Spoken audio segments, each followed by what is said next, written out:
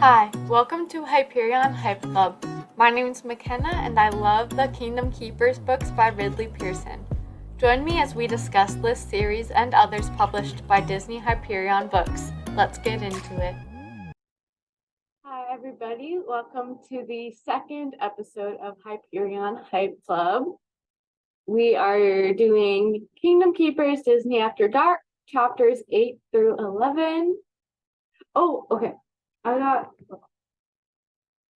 Look what came in the mail. I finally got Inheritance, which is the first book of one of the second Kingdom Keepers spin-off series. So I'm very excited to read it. I'll probably read it once I'm done recording all the stuff for the first book. I'm just very excited that it is finally here, even though it came out in like last year early or something. Let me check. Oh, it says 2023. Okay, cool. Okay, cool. I guess it just went on sale last year. But anyway, let's get into the highlights reel for chapters 8 through 11. So Finn and Wayne were in Magic Kingdom. They were also there with Charlene and Phoebe. But it was mostly Finn and Wayne in this scenario. So it's confirmed that Wayne can't see the characters, including animatronics. We are introduced to the idea of DHI shadows, where in certain spaces the DHI might not show up. So they basically become invisible. And then we saw Pirates of the Caribbean animatronics with the cars from Buzz Lightyear's Space Ranger spin. So that is with working lasers that can burn. And this is our first Overtaker encounter. Then Finn realizes he has the ability to be solid, semi-solid, or pure light. And pushing away fear is the key to becoming pure light. And I feel like he learned that pretty fast. And then let me see. Wayne takes the three keepers that are there into Country Bear Jamboree to talk. He tells them strong enough belief can make something real. There's more in-depth conversation about Overtakers. And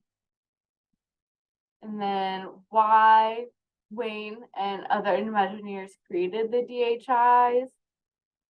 Which is basically so they have someone who they can see, and who can communicate with them about the Overtakers or other characters that they can't see, and hopefully help fight the Overtakers. And then the keepers need to solve the riddle of the Stonecutter's will, created by Walt. So let's see, what else? At one point at school, it seemed like Amanda sensed something bad and then Finn got cold and nearly passed out. One thing he said was, felt like I blew a fuse. So guessing it's related to the DHI technology, especially since we find out later that Maybeck felt it too. And then the quote, "It isn't safe," like Charlene mentioned in I think it was chapter 7, is said again. And then all the keepers will meet in Finn's virtual Magic Kingdom guest room at the beginning of our next section. Okay, so I'm gonna go over a few keeper descriptors that we got in this section. And I feel like saying these descriptors because, as Wayne says, all 5 keepers were chosen for a reason. So they must each have different strengths that they can bring to the team. Willa's descriptors include bookish, archery, and swimming. And Maybeck's are tall and artistic. And then I kind of get the sense that he denies stuff to seem like a tough guy. Some iconic things mentioned in this section of the book. So after they defeat the or more so Finn with some help from, who is it, Phoebe? After they defeat the Buzz, the after they defeat the Pirates of the Caribbean animatronics, they the three keepers that are there plus Wayne have victory ice cream sandwiches, and that's presumably the Mickey shaped ones, like cookies and cream ones. So pretty cool. And then obviously Country Bear Jamboree, they go in there, and they go in for like a really private kind of conversation. So they must leave all the audio animatronics in there are trustworthy. I'm just putting that out there. Although if they were like the movie Country Bears, no, that movie creeps me out. But I love Country Bear Jamboree, the show in the Magic Kingdom. And yeah, I would trust them, even Big Al. So there's one quote Wayne said that I just really like, so I just wanted to share it. If you believe in something strongly enough, I think you can make it happen. I think that's always something good to keep in mind. Definitely is helpful to me in this time of my life when my current job, which is a seasonal position, is coming to an end in a bit over a month from the date I'm recording this. So I need some of that comfort as I get heavy on the job searching again, which I've been doing for months, but I've really got it. Another thing, of course, Walt knew that the Overtakers would one day come to fruition. Of course he did. He's Walt. He knows what's up. He knows that belief can make things happen, and he knew that people would believe in the villains strongly enough to make them real one day. And so he prepared. Of course he did. He's Walt. Now on to Finn and his mom's relationship. I just really like this relationship, and I think it's a great thing for Ridley Pearson to show kids that they can have these kinds of relationships with their parents. So it could be a really positive thing. So when Finn lies, he feels awful about it. And he and his mom have a lot of trust between them. And Finn is very open and honest with his mom about a lot of things. Obviously, the keeper stuff, he's trying to keep hush hush, which is where we see kind of like this internal conflict with him in the book. But he's still honest with his mom about some stuff. He even told her about Amanda. And there's also some anti-smoking messaging in here. So, I mean, really, Pearson's just throwing that in there. Okay. Now, so many questions. Yay. Okay. And chapter 8. There is an 8 p.m. meeting time in the parks. Like, Finn and Wayne are meeting at 8 p.m. And Wayne's like, oh, you just missed the fireworks. And I'm like, how is the park empty? The park is, I mean, I know this book came out in what, 2005? The park would not be empty then. And it certainly would not work in today's world. 18 years later, no. The park would not be empty right after fireworks. There would be people for at least an hour, especially people who have entered their dinner reservations, which may not have been a thing then. But just missed the fireworks. There's no way the park is cleared. Okay, so like I mentioned earlier, it's confirmed that Walt can't see characters, even the audio animatronics. But even though he can't see the pirate audio animatronics pushing the buzz car, he can still see those cars. So why didn't he avoid hitting them when he was driving the golf cart? Because Finn had to swerve because he's like, don't you see those pirates? And he's like, no. But the pirates were pushing the buzz cars, and he's like, I can see the buzz cars. Like later after the whole pirates thing. It's like, dude, the more you try to avoid hitting those. Okay, anyway. Pothole, but whatever. Also, imagine being the cast member who finds the buzz cars on the other side of the park. Like, what? I just be like, dude, radio, just like, what is going on? Like, I would not know what to do other than tell my supervisor, but would not know how things would get handled from there on out. I don't know what I'm trying to think about it. Okay, and then also on that note, the Maleficent Dragon audio animatronic and Phantasmic came to life during the show, and people could still see it.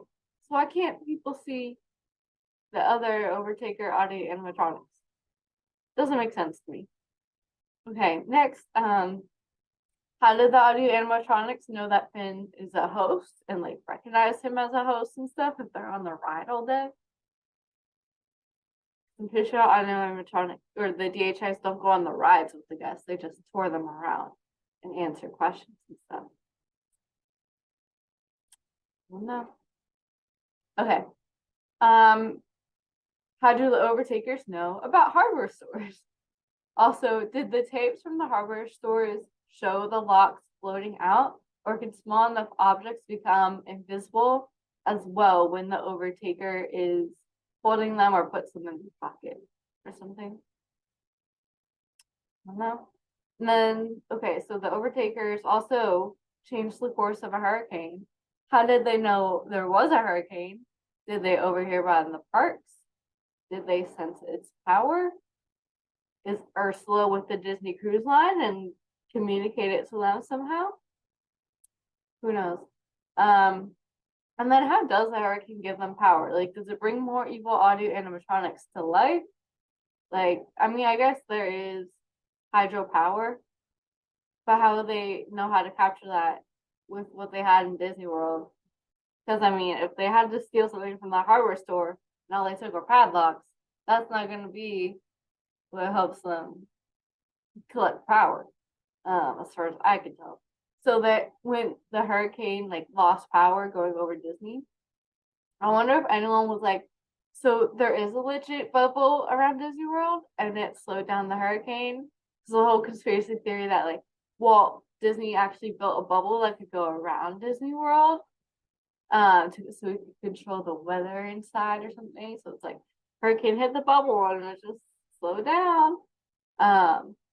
People do actually thoroughly believe in that conspiracy theory. I have when I was in the Disney College program working at Mission Space, some of the cast members also worked at Test Track, and Test Track closes, when a tissue flies by. But they definitely close in the rain, especially because it's dangerous for the vehicles to be speeding around outside on that track in the rain. Because the rain will just feel like it's hitting harder and it can be painful if it's falling hard enough. So one day when it was closed, one of the cast members who also worked at Mission Space had a couple come up to them and they were like, oh, like it's closed for the rain. Well, when are they gonna put the bubble up? And the CM was like, oh, haha, yeah, the bubble. Yeah, it'll probably go up soon. And they're like, oh, great. And he's like, wait, no, there is no bubble. And they're like, really? Like they were like, no, there's a bubble. There's a bubble. So they learned that there was no Disney bubble that day because Test Track remained closed probably for a while. Anyway, people thoroughly believe that in the bubble's existence. A legit bubble around Disney World, not just when you're in Disney, you're in the Disney bubble, shielded from reality. Okay, and then later, Amanda tells Finn that Willa says that Finn is cute, but did Willa, but did Willa actually say that? Or is Amanda just trying to see how Finn reacts to hearing that? Who knows? Who knows? Okay. If the 5 DHI kids go to different schools in different areas of Orlando, how could Finn and Amanda just pop by Crazy Glaze on their way home from school? Even if they were on bikes, like that was still like, was Finn's mom was just not like, honey, what took you forever to come home from school when you're grounded? Like, okay. Now on to what I alluded to in last week's episode, or not alluded to, but said I would be talking about this week in last week's episode. Fat shaming. It happened many times. or at least more times than I would care for. So first about Dillard Cole, Finn's best friend. Also, he has a really cute nickname, Dill. Love that. Okay. Some quotes. Ate enough for 2 kids and had the body to show for it. Dillard's sweatshirt was big enough to cover a chair. That quote especially was literally for no reason out of nowhere. It was just like a random like blurb put in. I don't know why.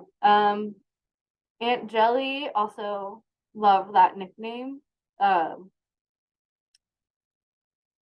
They talk about like her double churning into a triple when she nods, whatever. Page 37, they say like fat people when exiting the stretching room. Page 44, at least in my copy. The bus, they were talking, when Finn and Amanda were taking a bus to go to Charlene's middle school. They mentioned the bus driver. So the bus driver, a fat guy with a blotchy red face. I just want to know why is fat and the like used to describe so many people when other descriptors or no descriptors could be used, especially for strangers with no even slightly significant role who we don't need details like that in the picture. Like there's no need to say fat people when exiting the stretching room. There's no need to describe the bus driver in that way. So just like, why do you have to feel the need to put it in there?